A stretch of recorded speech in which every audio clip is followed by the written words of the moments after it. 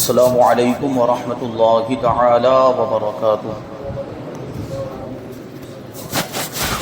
نحمده ونصلي ونسلم على رسوله الكريم اما بعد فاعوذ بالله من الشیطان الرجیم بسم اللہ الرحمن الرحیم ان اللہ وملائکته يصلون على النبی یا ایها الذین آمنوا صلوا علیہ وسلموا تسلیما اللهم صل على سيدنا ومولانا محمد معدن الجود والكرم وآله الكرام وابنه الكريم وبارك وسلم صلاة وسلاما عليك يا رسول الله صلى الله تعالى عليك وسلم۔ سورہ بقرہ آیت نمبر 101 کی تفسیر ہے۔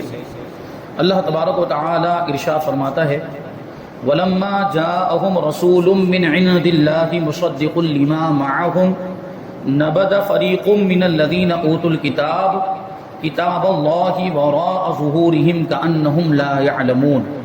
اور جب ان کے پاس اللہ کی طرف سے ایک رسول تشریف لایا جو ان کی کتابوں کی تصدیق فرمانے والا ہے تو اہل کتاب میں سے ایک گروہ نے اللہ تعالیٰ کی کتاب کو پیٹھ پیچھے یوں پھینک دیا گویا کہ وہ کچھ جانتے ہی نہیں ہیں۔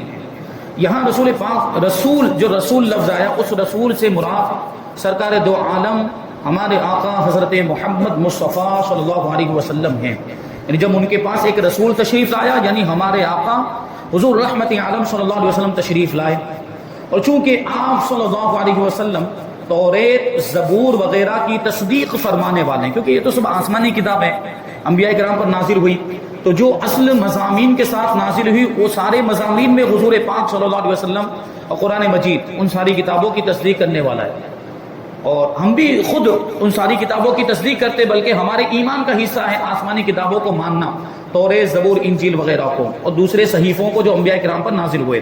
تو حضور پاک صلی اللہ علیہ وسلم توریت زبور وغیرہ کی تصدیق فرمانے والے ہیں، اور خود ان کتابوں میں بھی حضور صلی اللہ علیہ وسلم کی تشریف آوری کی بشارت اور آپ صلی اللہ علیہ وسلم کے اوصاف اور احوال کا بیان تھا۔ توریت زبور وغیرہ میں بھی حضور کی علامتیں اور نشانیاں بیان کی گئی، حضور کی خوبیاں بیان کی گئی تھی، تو اس لیے حضور صلی اللہ علیہ وسلم کی تشریف آوری اور آپ کا وجود مبارک ہی ان کتابوں کی تصدیق ہے، یعنی حضور کا دنیا میں تشریف لانا ہی ان کتابوں کی تصدیق کرتا ہے، اور حضور پاک صلی اللہ علیہ وسلم کی ذات ہی اس بات کی دلیل ہے کہ وہ کتابیں سچی تھی، کیونکہ ان کتابوں میں جو کچھ بھی بیان کیا گیا تھا نبی آخر الزماں کے بارے میں وہ ساری چیزیں ہمارے آقا کی ذات اقدس میں پائی جاتی ہیں۔ اس کا مطلب کیا ہے کہ حضور پاک صلی اللہ علیہ وسلم کا وجود ہی ان کتابوں کی تصدیق کر رہا ہے۔ اور دوسری طرف اس کا برعکس بھی دیکھیں تو وہ دوسری کتابیں بھی تو حضور کی تصدیق کر رہی ہیں، وہ دوسری کتابیں بھی تو حضور پاک صلی اللہ علیہ وسلم کی آنے کی بشارت دے رہی اور تشریف آوری کی خوشخبریاں دے رہی ہیں، تو ان میں حضور کی تصدیق موجود، اور حضور پاک صلی اللہ علیہ وسلم بھی ان کتابوں کی تصدیق فرمانے والے ہیں۔ لہٰذا اس بات کا تقاضا تو یہ تھا کہ حضور اکرم صلی اللہ علیہ وسلم کی آمد پر اہل کتاب کا ایمان اپنی کتابوں کے ساتھ اور زیادہ پختہ ہو جاتا، مگر اس کے برعکس انہوں نے اپنی کتابوں کے ساتھ بھی کفر کیا، کیونکہ ان کی کتابوں میں یہ لکھا ہوا تھا کہ نبی آخر الزماں جب تشریف لائے تو ان کو مان لینا، ان پر ایمان لے آنا، ان کی تصدیق کرنا، یہ ان کتابوں کے اندر حکم موجود تھا۔ تو یہ اگر ان کتابوں پر صحیح طور پر ایمان رکھتے ہوتے تو حضور پاک صلی اللہ علیہ وسلم پر ایمان لے آتے، لیکن یہ حضور پاک صلی اللہ علیہ وسلم کے منکر ہو گئے تو گویا کہ ان کتابوں کے بھی منکر ہو گئے، یعنی ان کتابوں پر بھی ان کا ایمان نہ رہا، کیونکہ ان کتابوں میں تو انہیں حضور پر ایمان لانے کا حکم دیا گیا تھا اور یہ ایمان نہیں لائے۔ اس کا مطلب کیا ہے کہ انہوں نے اپنی ہی کتابوں کو پیٹھ کے پیچھے ڈال دیا، اور کسی بھی چیز کے بارے میں جب ہم یہ کہتے ہیں کہ یہ چیز اس نے پیٹھ کے پیچھے ڈال دی، پسے پشت ڈال دی، اس کا مطلب کیا وہ اس پر توجہ نہیں دی، اس پر عمل نہیں کیا، تو انہوں نے بھی اللہ کی کتابوں کو یعنی توریت زبور وغیرہ کو بھی پیٹھ کے پیچھے ڈال دیا۔ اس کا مطلب یہ ہے کہ ان کتابوں کی طرف توجہ نہیں دی، ان پر عمل نہیں کیا۔ مشہور مفسر حضرت امام سدی رحمۃ اللہ تعالی علیہ کا قول ہے کہ جب رسول کریم صلی اللہ علیہ وسلم کی تشریف آوری ہوئی تو یہودیوں نے توریت اور قرآن کا تقابل کیا، دونوں کا موازنہ کیا، یعنی کمپیریزن کیا توریت میں اور قرآن مجید میں، اور جب دونوں کو ایک دوسرے کے مطابق پایا، کیونکہ دیکھیں اس میں چند احکام کا ہی فرق تھا، ورنہ جو توریت میں بیان کیا گیا وہی قرآن میں بھی بیان کیا گیا ہے، کیونکہ وہ بھی آسمانی کتاب، یہ بھی آسمانی کتاب، تو دونوں کو برابر پایا، یا اس معاملے میں دونوں کو برابر پایا، نبی آخر الزمان کی تشریف آوری اور حضور پاک صلی اللہ علیہ وسلم کے اوصاف، آپ کی خوبیاں، ان چیزوں میں دونوں کو ایک دوسرے کے مطابق پایا، تو انہوں نے توریت کو بھی چھوڑ دیا، جبکہ ابھی تک توریت کو ماننے کا دعویٰ کر رہے تھے، ابھی تک توریت ہی کو دلیل کے طور پر پیش کر رہے تھے، لیکن جب توریت میں بھی حضور پاک صلی اللہ علیہ وسلم کے اوصاف پائے اور توریت کو بھی قرآن کے مطابق پایا، تو توریت کو بھی چھوڑ دیا۔ یہ بے وقوف لوگ ہیں۔ تو یہاں پر یہ جو فرمایا کہ پیٹھ کے پیچھے ڈال دیا، پیٹھ کے پیچھے پھینکنے سے مراد یہ کہ اس کتاب کی طرف بے التفاتی کی، بے توجہی کی، اس پر توجہ نہیں دی، اس پر عمل نہیں کیا۔ حضرت سفیان ابن عیینہ رضی اللہ تعالیٰ عنہ کا فرمان ہے کہ یہودیوں نے توریت کو ریشمی غلافوں میں سونے چاندی کے ساتھ مزین کر کے، سونے چاندی سے سجا کر، سونے چاندی کا پانی چڑھایا، پترے چڑھائے، سونے چاندی وغیرہ اس پہ جڑا، اس کو سجایا، قرآن وہ توریت کو ریشمی غلافوں میں، ریشمی جزدان میں لپیٹ کر اس کو رکھ لیا تھا اور اس کے احکام کو نہیں مانا۔ توجہ ہے، یعنی یہودیوں کا عمل دیکھیں، یہودیوں کا عمل کہ انہوں نے کیا کیا، توریت کو خوب سجایا تو صحیح، اس میں سونا لگایا، چاندی لگائی، اس کو ریشمی کپڑے کے جزدان میں رکھا، لیکن عمل نہیں کیا۔ ابھی ہمارے آپ کے حالت کیا ہے قرآن مجید کے تعلق سے؟ قرآن مجید ہماری کتاب ہدایت ہے کہ نہیں؟ تو کیا یہودیوں کے طریقے میں اور ہمارے طریقے میں کوئی فرق رہ گیا کہ ہمارے بھی وہی معاملات کے خوبصورت جزدان تو ہم نے تیار کر لی قرآن پاک کے لیے، اور خوبصورت جلد بھی بنا لی اس کی، خوب بہت اچھا سا پٹھا اور بہت اچھی چیز ڈیزائن یہ سب بنوایا، خوب اچھے انداز میں اس کو چھپوایا، لیکن پھر کیا کیا، لا کر گھر میں رکھ دیا، اس کو طاق میں سجا کر رکھ دیا، اور اس پر عمل نہیں ہو رہا ہے۔ یعنی ہم دعویٰ کر سکتے ہیں کہ ہماری اکثریت قرآن پاک پر عمل کر رہی ہو، اور اکثریت کی بات کیا کر رہے ہیں، بہت ہی کم لوگ ہوں گے جو قرآن پاک پر عمل، ارے قرآن پاک کو جانتے نہیں ہیں، قرآن پاک کا مفہوم نہیں معلوم، قرآن پاک میں کیا بیان کیا گیا، کیا حلال ہو کیا حرام، تو عمل کہاں سے کر پائیں گے؟ اور جانیں گے کب؟ جب قرآن پاک کو علماء سے سیکھیں گے، سنیں گے، اور اسی مقصد کے تحت تو ہم نے اس پروگرام کو شروع کیا ہے کہ لوگ قرآن کو سمجھیں کہ ہماری کتاب ہدایت میں ہمارے لیے کیا بیان کیا گیا، قرآن میں کیا، کون سی چیز جس کو حلال فرمایا گیا، کون سی چیز جس کو حرام فرمایا گیا، اس کے حلال و حرام کو جانیں گے، جائز و ناجائز کو جانیں گے، تبھی تو اس پر عمل کر پائیں گے۔ لیکن ہم نے تو اس کو صرف برکت والی کتاب سمجھا ہوا ہے۔ یقیناً قرآن بہت برکت والی کتاب، اللہ کا کلام ہے، اس میں کتنی برکت ہوگی اس کا کوئی منکر نہیں ہے، لیکن قرآن پاک صرف برکت حاصل کرنے کے لیے نازل نہیں ہوا ہے، قرآن پاک عمل کرنے کے لیے نازل ہوا ہے۔ تو ہم نے اگر اس کو طاقوں میں سجا کر رکھ دیا ہے تو ہمارے اس طریقے میں اور یہودیوں کے طریقے میں کوئی فرق نہیں، کہ انہوں نے بھی ایسا ہی کیا تھا، انہوں نے بھی توریت کو خوب سجا کر اچھے جزدان میں، ریشمی کپڑے کے جزدان میں وہ رکھ دیا تھا اپنے گھروں کے اندر، لیکن اس پر عمل نہیں کرتے تھے۔ تو اس سے معلوم ہوا کہ اللہ تعالیٰ کی کتاب پر عمل نہ کرنا اسے پیٹھ پیچھے پھینکنے کے مترادف یعنی برابر ہے، اگرچہ اسے روز پڑھے اور اچھے کپڑوں میں لپیٹ کر رکھے، جیسے یہودی توریت کی بہت تعظیم کرتے تھے، مگر حضور پر نور صلی اللہ علیہ وسلم پر ایمان نہ لائے تو اس پر عمل نہ کیا گیا، یعنی توریت پر عمل نہ ہوا، گویا اسے پسے پشت ڈال دیا، پیٹھ کے پیچھے ڈال دیا۔ آج کے مسلمانوں کا حال بھی اس سے بہت زیادہ مشابہ، ملتا جلتا ہے کہ قرآن پاک کے عمدہ سے عمدہ اور نفیس بڑے اچھے انداز میں نسخے گھروں کے اندر موجود اور مسجدوں کی الماریوں کی زینت بنے ہوئے ہیں، قرآن پاک کے نسخے، قرآن پاک کی پیٹیاں۔ کسی بھی مرحوم کا انتقال ہو تو ضروری سمجھا جاتا ہے کہ ایک پیٹی یہ مسجد میں لے جا کر رکھی جائے، قرآن پاک کی، یاسین شریف کی یا قرآن پاک کا نسخہ ضروری سمجھا جاتا ہے کہ اس کو لے جا کر وہاں رکھیں۔ لیکن خود ایصال ثواب کیا کہ نہیں کہ آپ اس سے پوچھیں، باپ کا انتقال ہو گیا یا والدہ کا انتقال ہوا تو اس نے کتنی مرتبہ قرآن شریف پڑھ کے اپنی والدہ کو ایصال ثواب کیا، یا کتنی مرتبہ قرآن شریف یا یاسین شریف سورہ ملک پڑھ کے اپنے باپ کو، اگر باپ کا انتقال ہوا ہے تو اس نے پڑھ کے ایصال ثواب۔ افسر کا تو معاملہ یہ ہے کہ قرآن پڑھے ہی نہیں ہے تو ایصال ثواب کیا کریں گے؟ بس وہ مسجد میں پیٹی رکھ دینے کو سمجھتے ہیں ہم نے بہت بڑا تیر مار دیا، اور اب اسی میں ہمارے والد کی بخشش ہو جائے گی، ہماری والدہ کی بخشش ہو جائے گی۔ یہ خام خیالی ہے، فرسودہ خیال ہے۔ اصل تو یہ ہے کہ خود بیٹا یا خود جو اس کا سب سے زیادہ قریبی رشتہ دار ہے وہ ایصال ثواب کرے، اس کا سب سے زیادہ فائدہ مرحوم کو ملتا ہے۔ لیکن ہمارے آپ کے معاملات ہے کہ اور خود وہ بھی ذمہ دار ہیں، ماں باپ بھی ذمہ دار ہیں کہ اپنی اولاد کو پڑھایا ہی نہیں، اپنی اولاد کو قرآن شریف اگر پڑھایا ہوتا تو ان کے مرنے کے بعد وہ ایصال ثواب کو کر سکتے تھے، آج معاملہ یہ ہو گیا کہ باپ کا انتقال ہو گیا، ڈھونڈ رہے ہیں کہ ہمیں کوئی حافظ صاحب مل جائیں جو اتنے قرآن شریف پڑھ کے ہمارے والد صاحب کو ایصال ثواب کر دے. یا مدرسے میں جاتے ہیں، مدرسے کے بچوں کے پاس قرآن پڑھوایا جاتا ہے، یا مدرسوں کے بچوں کو بلایا جاتا ہے گھر میں ان سے قرآن. ارے خود کیوں نہیں پڑھے؟ خود پڑھے ہوتے تو خود ایصال ثواب کرتے. کیونکہ ظاہر سی بات، بیٹا جس محبت کے ساتھ ایصال ثواب کرے گا دوسرا کوئی کر سکتا ہے؟ نہیں کر سکتا. وہ باقی نہیں ہوگی.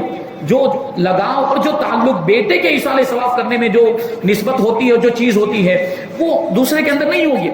لیکن اصل ذمہ داری تو اسی کی بنتی تھی نا کہ یہ قرآن پاک کو خود پڑھتا اور خود اپنے باپ کو ایصال ثواب کرتا. لیکن بس وہی پیٹھیوں کو مسجد میں رکھ دینا ہے اور سمجھنا ہے کہ بس ہو گیا کام ہمارا.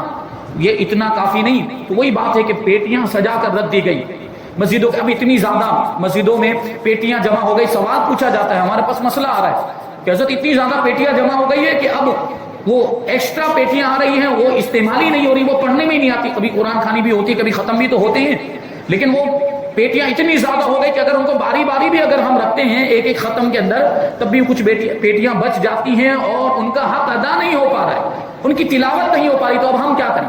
تو اب مسئلہ بتانا پڑ رہا ہے کہ اب اگر کوئی لے کر آئے تو ان کو منع کر دیا جائے، ہماری مسجد میں پیٹیوں کی اب ضرورت نہیں ہے. کافی تعداد میں ہمارے یہاں پہ پیٹیاں موجود ہیں قرآن پاک کی، اور قرآن مجید کے نسخے بھی موجود ہیں. تو اس کی جگہ پہ کسی اور مصرف میں آپ خرچ کر کے کسی اچھے کام میں، صدقہ ہے، خیرات ہے، اس کے ذریعے سے ایصال ثواب کیجیے. کیونکہ پیٹی رکھنا ہی تو ضروری نہیں ہے، اس کو ضروری سمجھ لیا گیا. پیٹی رکھنا ضروری نہیں ہے، قرآن شریف پڑھ کے ایصال ثواب کرنا یہ زیادہ اہم ہے. اس پر توجہ دینے کی ضرورت ہے. یہ بس وہ مسجد میں پیٹی رکھ دی اور سمجھ لیتے ہیں کہ بس ہمارا کام پورا ہوگا، ایسا نہیں.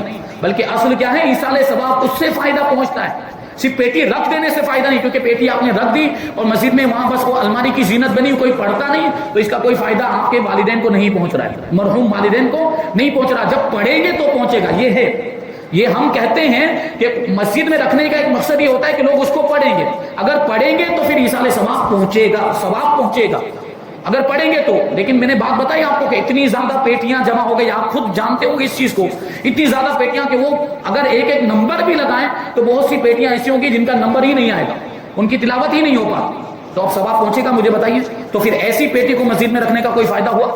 تو یہ چیز ہے ہمارا، یہ تلخ حقیقت ہے، کڑوی حقیقت، اور ہم کو ماننا پڑے گا کہ ایسا ہو رہا ہے. خود ایصال ثواب نہیں کر رہے ہیں. اور ریشمی غلاف بھی ان پر موجود ہے، یعنی قرآن مجید کی اچھی اچھی جزدان تیار کر لی گئی، لیکن پڑھنے، سمجھنے اور عمل کرنے کی حالت یہ ہے کہ ان الماریوں اور ریشمی غلافوں پر گرد کی تہ جم چکی ہے. یعنی اتنے دنوں سے رکھا ہوا ہے قرآن شریف، یا وہ پیٹی اتنے دنوں سے رکھی ہوئی کہ دھول جم گئی ہے اس پر، دھول. اور حقیقتاً وہ گرد ان غلافوں پر نہیں ہے، جزدانوں پر نہیں، یا پیٹیوں پر نہیں ہے، بلکہ مسلمانوں کے دلوں پر جمی ہوئی. یہ گرد جو جمی ہے یہ حقیقت میں مسلمانوں کے دلوں پر جمی ہوئی. تو ان کے دل اثر قبول کرنے سے قاصر ہو گئے. ان کے دلوں کے اندر اب حق کو قبول کرنے کی بات نہیں رہی، یا قرآن پاک سے وہ لگاؤ باقی نہیں رہا، قرآن پاک سے وہ محبت نہیں رہی کہ وہ اس کی تلاوت کرتے. کیونکہ قرآن پاک سے محبت ہوتی، لگاؤ اور تعلق ہوتا تو پڑھتے اس کو. پڑھنا نہیں آتا تو سیکھتے. ہر مسلمان کی ذمہ داری بنتی ہے کہ قرآن پاک کو سیکھے، پڑھے صحیح تلفظ کے ساتھ. تو یہ جو گردیں جمی ہوئی ہے قرآن پاک کے نسخوں پر یا پیٹھیوں پر، یہ ہمارے دلوں پر. آج کہاں ہیں وہ مسلمان جنہیں قرآن کے حلال و حرام کا علم ہو، اور جنہیں اسلامی اخلاق کا پتہ ہو، اخلاق نبوت کے بارے میں جانتے ہو، جن کے دل اللہ تعالیٰ کی آیتوں کو سن کر ڈر جاتے ہوں؟ ایسے مسلمان کہاں ملتے ہیں؟ اور ان کے اعضاء اللہ تبارک و تعالیٰ کے خوف سے کہاں اٹھتے ہوں؟ کون ہے ایسا جن کے دل و دماغ پر قرآن کے انوار چھا گئے ہوں؟ ایسے مسلمان ہمیں چراغ لے کر بھی نکلیں گے تو نہیں ملیں گے. افسوس ہوتا ہے، جو شاعر نے کہا تھا وہ شعر بالکل ابھی ہمارے زمانے کے مسلمانوں پر صادق آتا ہے. وہ شعر کیا ہے؟ اور حالات تو اور بدتر ہوتے جا رہے ہیں. شعر کہا تھا کہ وہ معزز تھے زمانے میں مسلمان ہو کر، وہ عزت والے تھے. صحابہ کرام کے دور کو یاد کریں، بزرگان دین کے زمانے کو، تابعین، تبع تابعین کے دور کو یاد کریں، تو فرماتے ہیں کہ وہ معزز تھے زمانے میں مسلمان ہو کر. حقیقی مسلمان وہ تھے قرآن کو پڑھنے والے، قرآن کو سمجھنے والے، قرآن پر عمل کرنے والے صحابہ. تو فرماتے ہیں کہ وہ معزز تھے، عزت والے تھے، بلند مرتبے والے، ہیبت اور دبدبے والے تھے، رعب والے تھے. وہ زمانے میں معزز تھے مسلمان ہو کر، اور ہم خوار ہوئے تاریک قرآن ہو کر. قرآن کو چھوڑ کر ہم ذلیل ہو رہے ہیں. آج جو ہم ذلیل ہو رہے ہیں اس کی وجہ یہ ہے کہ قرآن پر عمل کرنا ہم نے چھوڑ دیا. تو اس آیت سے اشارتاً یہ بھی معلوم ہوا کہ قرآن پاک کی طرف پیٹھ نہیں کرنی چاہیے، کیونکہ یہاں پہ دیکھیں پیٹھ پیچھے ڈالنے کا ذکر ہے، انہوں نے پیٹھ کے پیچھے پھینک دیا، تو اگرچہ یہاں پہ حقیقتاً پیٹھ کے پیچھے پھینکنا مراد نہیں ہے، اس پر عمل نہ کرنا مراد ہے، اس پر توجہ نہ دینا مراد ہے، لیکن اس سے اشارتاً یہ بات معلوم ہو رہی ہے کہ قرآن پاک کی طرف پیٹھ نہیں ہونی چاہیے، کہ یہ بے رخی اور بے توجہی کی علامت ہے، اور اسی وجہ سے الحمدللہ ہم اس ادب کا لحاظ رکھتے ہیں، قرآن پاک کی طرف ہم پیٹھ نہیں کرتے۔ الحمدللہ یہ ادب تو ابھی ہمارے اندر موجود ہے، اور یہ ادب جب تک باقی رہے گا ہم اپنی کامیابی کی امید رکھ سکتے ہیں۔ یہ ادب ہی ہوتا ہے جو ادب ہم سے، یہ پہلے ہم ادب کر رہے ہیں اچھی چیزوں کی، مقدس چیزوں کی ادب کر رہے ہیں، تو اللہ تبارک و تعالیٰ اسی ادب کے صدقے میں ہمیں نیک کام کرنے کی توفیق عطا فرماتا ہے، پھر فرائض اور واجبات ادا کرنے کی بھی توفیق عطا فرماتا ہے، گناہوں سے بچنے کی بھی توفیق۔ تو یہ ادب تو رہنا چاہیے، جتنی بھی مقدس چیزیں جو قابل تعظیم ان کی تعظیم ہونی چاہیے۔ تو قرآن پاک کی طرف پیٹھ نہیں، قرآن خوانی میں بھی اگر ہم بیٹھیں تو اس انداز میں بیٹھیں کہ پاروں کی طرف کسی کی پیٹھ نہ ہونے پائے۔ یہ غیروں کے اندر ہے، مخالفین وہ اس کا ادب نہیں کرتے، جیسے آئے ویسے بیٹھ جاتے، پیٹ کر کے بھی بیٹھ جاتے ہیں، تو اس چیز کا لحاظ ہونا چاہیے، یہ ادب ہے قرآن پاک کا کہ اس کی طرف پیٹ نہ کی جائے۔ اور یہ بھی معلوم ہوا کہ بے عمل آدمی جاہل کی طرح ہوتا ہے۔ دیکھیں وہ لوگ توریت کو جانتے تھے، ہمارے آپ کے وہ اکثر مسلمانوں کی جو ہم بات کریں وہ تو قرآن کو جانتے ہی نہیں، قرآن میں کیا ہے، قرآن میں کیا بیان کیا ان کو پتہ ہی نہیں، لیکن وہ یہودی تو جانتے تھے کہ اس میں کیا ہے، توریت کے اندر کیا لکھا ہوا ہے، محمد صلی اللہ علیہ وسلم کے بارے میں کیا فرمایا گیا، وہ جانتے تھے، اس کے باوجود عمل نہیں کرتے تھے۔ تو سوچیں آپ کہ جاننے کے باوجود عمل نہیں کیا تو گویا وہ جاہلوں سے بھی بدتر ہے۔ جاہل تو چلو اس لیے عمل نہیں کر پا رہا ہے کہ اس کے پاس علم نہیں ہے، علم نہ ہونے کی وجہ سے عمل نہیں کر، لیکن وہ جاننے کے باوجود عمل نہیں کرا، جاننے کے باوجود عمل نہیں کرا تو گویا جاہلوں سے بھی بدتر ہے۔ اچھا اب اس سے جاہل یہ نہ سمجھ لے کہ ہمیں تو نہیں معلوم تو ہم معذور ہیں، ہمارے پاس تو علم نہیں ہے تو ہم مجبور ہیں، کہ ہمیں پتہ ہی نہیں تو ہم عمل کیسے کریں گے۔ علم حاصل کرنا فرض بھی تو ہے، یہ چیز بھی تو ذہن میں رہے، یعنی جاہل یہ عذر نہیں پیش کر سکتا کہ ہمیں تو کسی نے بتایا نہیں تھا، ہمیں تو علم ہی نہیں تھا، ہمیں تو کسی نے قرآن سکھایا نہیں، تو بھائی وہ تیرے پاس آ کر تھوڑی سکھائیں گے۔ آدمی کو پیاس لگتی تو کنویں کے پاس جانا پڑتا ہے، کنواں تمہارے پاس نہیں آئے گا۔ یہ آپ کی ذمہ داری بنتی ہے کہ آپ جا کر سیکھیں۔ اللہ تبارک و تعالیٰ نے اتنے سارے موقع دیے ہیں آپ کو علم حاصل کرنے کے، مدرسے موجود ہیں، مکاتب موجود ہیں، کتابیں موجود ہیں، علماء موجود ہیں، اس کے باوجود بھی اگر کوئی نہ سیکھے تو کیا یہ اس میں علماء کی کوتاہی ہے، یا اس میں علماء اس کے ذمہ دار ہوں گے، یا وہ خود ذمہ دار ہوگا، کیونکہ وہ اس نے نہیں سیکھا، وہ خود ذمہ دار ہوگا، وہ معذور نہیں ہے، وہ یہ بہانہ نہیں بنا سکتے کہ ہمیں تو کسی نے سکھایا نہیں تھا۔ تو یہ بات ہے، تو فرمایا گیا کہ بے عمل آدمی جاہل کی طرح ہوتا ہے، بلکہ اس سے بھی بدتر ہے۔ آنے والی آیت کریمہ آیت نمبر 102 میں اللہ تبارک و تعالیٰ ارشاد فرماتا ہے وَاتَّبَعُوا مَا تَتْلُو الشَّيَاطِينُ عَلَى مُلْكِ سُلَيْمَانَ وَمَا كَفَرَ سُلَيْمَانُ وَلَكِنَّ الشَّيَاطِينَ كَفَرُوا يُعَلِّمُونَ النَّاسَ السِّحْرَ وَمَا أُنزِلَ عَلَى الْمَلَكَيْنِ بِبَابِلَ هَارُوتَ وَمَارُوتَ وَمَا يُعَلِّمَانِ مِنْ أَحَدٍ حَتَّى يَقُولَا إِنَّمَا نَحْنُ فِتْنَةٌ فَلَا تَكْفُرْ فَيَتَعَلَّمُونَ مِنْهُمَا مَا يُفَرِّقُونَ بِهِ بَيْنَ الْمَرْءِ وَزَوْجِهِ وما هم بضارين به من أحد إلا بإذن الله ويتعلمون ما يضرهم ولا ينفعهم ولقد علموا لمن اشتراه ما له في الآخرة من خلاق ولبئس ما شروا به أنفسهم لو كانوا يعلمون۔ اور یہ سلیمان علیہ السلام کے عہد حکومت میں اس جادو کے پیچھے پڑ گئے، یعنی اس جادو کی پیروی کرنے لگ گئے جو شیاطین پڑھا کرتے تھے، یعنی شیطان پڑھ کے لوگوں کو سکھاتے تھے جادو۔ اور سلیمان نے کفر نہیں کیا، حضرت سلیمان علیہ السلام اللہ کے نبی، ان کی بات چل رہی ہے، حضرت سلیمان علیہ السلام نے کفر نہیں کیا، بلکہ شیطان ہی کافر ہوئے جو لوگوں کو جادو سکھاتے تھے۔ اور یہ تو اس جادو کے پیچھے بھی پڑ گئے تھے جو بابل شہر میں دو فرشتوں ہاروت اور ماروت پر اتارا گیا تھا، اور وہ دونوں کسی کو کچھ نہ سکھاتے جب تک یہ نہ کہہ لیتے کہ ہم تو صرف لوگوں کا امتحان ہیں، یعنی لوگوں کی آزمائش کے لیے ہمیں اتارا گیا، لوگوں کی آزمائش کے لیے ہمیں بھیجا گیا ہے، اور ہم پر یہ جو بھی جادو کی باتیں ہم پر اتاری گئی ہیں یہ بھی لوگوں کی آزمائش کے لیے، کہ لوگ اس کو سیکھ کر گمراہ ہو جاتے ہیں یا اس سے محفوظ رہتے ہیں اور اپنے ایمان کو بچا لیتے ہیں۔ تو اے لوگوں تم اپنا ایمان ضائع نہ کرو، یعنی جادو کو سیکھ کر اپنا ایمان ضائع نہ کرو۔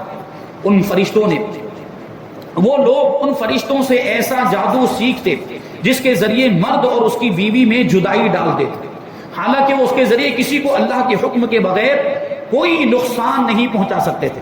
لیکن جادو کی ایک حقیقت ہے، جادو ایک چیز ہے اور جادو کا اثر بھی ہوتا ہے، لیکن جادو کے سارے اسباب جادوگر مہیا کرتا ہے. وہ جادوگر اس کا جنتر منتر جو کچھ بھی ہے اس میں وہ کرنا ہوتا ہے، وہ سارے اسباب مہیا کرتا ہے، لیکن جادو میں بھی جو تاثیر ہے وہ اللہ کی طرف سے ہی ہے. یہ نہیں ہے کہ وہ جادو مؤثر حقیقی ہے، یہ بھی عقیدہ نہیں ہونا چاہیے. جادو کے اندر بھی جو تاثیر ہے وہ اللہ کی طرف ہی سے ہے، یہ لوگوں کی آزمائش کے طور پر. ہاں جادو کا مرتکب جو ہے جادوگر، چونکہ اس میں اس کے ارادے کا دخل ہوتا ہے، جادوگر اپنے ارادے سے، اپنی مرضی سے، اپنی کوشش سے وہ سب کرتا ہے، اور وہ خود اپنا عمل کرتا ہے. اس میں جادو کا جو بھی جادو کا طریقہ شیطان کی طرف سے، وہ جادو شیطان کی طرف سے جو شیطان سکھاتا ہے اس پر وہ عمل کرتا ہے. جو بھی جنتر منتر اور جو بھی شرکیہ کفریہ کلمات یا جو بھی اس طرح کی جو بھی چیزیں اس میں ہوں جس کے ذریعے سے جادو کیا جاتا، ہمیں تو نہیں معلوم کہ جادو کیسے ہوتا ہے، لیکن جو بھی جادو کا جنتر منتر وہ اس پر عمل کرتا ہے تو اس میں اس کے ارادے اور اس کی مرضی اور اس کے اختیار کا دخل ہوتا ہے. اسی وجہ سے جادوگر گنہگار ہوتا ہے اور بسا اوقات جادوگر کافر بھی ہو جاتا ہے. جادو کرنے والا اگر وہ جادو کفر پر مشتمل ہے، اگر وہ جادو شرکیہ کلمات پر مشتمل ہے تو پھر وہ جادو کرنے والا کافر ہو جائے گا، ورنہ عام طور پر جادو حرام ہے. تو یہ بات ہے، لیکن یہاں یہ ذہن میں رکھنا چاہیے کہ یہ سب چیزیں ہونے کے بعد وہ اسباب کو مہیا کرتا ہے، وہ ساری چیزیں جو جادو کے لیے ہوتی ہیں اس کے لوازم میں ہوتی وہ کرتا ہے، تو اللہ تبارک و تعالیٰ پھر اس میں تاثیر پیدا کرتا ہے. تو یہی فرمایا جا رہا ہے کہ وہ جادو کے ذریعے سے کسی کو اللہ تبارک و تعالیٰ کے حکم کے بغیر کوئی نقصان نہیں پہنچا سکتے تھے، اور یہ ایسی چیز سیکھتے تھے جو انہیں نقصان دے اور انہیں نفع نہ دے. ظاہر سی بات ہے یہ جادو ایسی چیز ہے کہ اس سے نقصان ہی نقصان ہے، اس میں کوئی فائدہ نہیں. اگر دنیاوی اعتبار سے ظاہری طور پر کوئی فائدہ نظر بھی آ رہا ہو، لیکن اس میں حقیقت میں کوئی فائدہ نہیں، کہ دنیا کا فائدہ تو حاصل کر لیا لیکن آخرت تو برباد کر لی.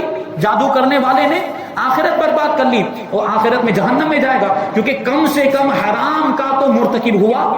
اگر وہ کفر پر مشتمل نہیں، وہ جادو اس میں کوئی شرکیہ کلمات نہیں اور کفر والے کلمات نہیں، پھر بھی حرام کا تو مرتکب ہوا، تو حرام کی سزا بھگتنے کے لیے جہنم میں جائے گا. اور اگر معاذ اللہ وہ جادو کفر پر مشتمل تھا تو کافر ہو گیا، تو ہمیشہ جہنم میں رہے گا. تو اس میں تو جادو کرنے والے کا نقصان ہے، اس میں کوئی فائدہ نہیں. ایسی چیز سیکھتے تھے جو انہیں نقصان دے اور انہیں نفع نہ دے، اور یقیناً انہیں معلوم ہے کہ جس نے یہ سودا لیا ہے آخرت میں اس کا کچھ حصہ نہیں. یعنی جو جادو کر رہا ہے، جادو اس کا آخرت میں کوئی حصہ نہیں، یعنی ثواب اس کا ضائع ہو جاتا، کسی طرح کا کوئی ثواب اس کے لیے نہیں ہے. اور انہوں نے اپنی جانوں کا کتنا برا سودا کیا ہے، یعنی جادو کے بدلے میں اپنی جانوں کو بیچ دیا، اپنا خود کا نقصان کروایا ہے. اور کیا ہی اچھا ہوتا اگر یہ لوگ جانتے، یعنی جادو کی برائی کو جانتے. تو اس آیت کریمہ میں حضرت سلیمان علیہ السلام کے دور کا واقعہ بیان کیا جا رہا ہے، اس کی تفصیل انشاءاللہ تبارک و تعالیٰ آگے آئے گی کہ یہ جادو کا کیا مطلب ہے.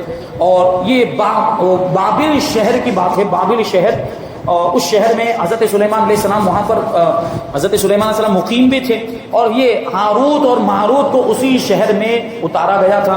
یہ فرشتے تھے اور ان پر یہ جادو کا علم بھی اتارا گیا. اب یہ فرشتے لوگوں کو جادو سکھاتے تھے.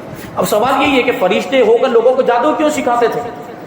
فرشتے تھے ہاروت اور ماروت، کیونکہ فرشتے تو کبھی کوئی غلط کام نہیں کرتے، فرشتے تو کبھی کوئی گناہ کا کام نہیں کر سکتے، فرشتے معصوم ہوتے ہیں، ان سے کبھی کوئی گناہ ہو ہی نہیں سکتا. تو یہ لوگوں کو جادو کیوں سکھاتے تھے؟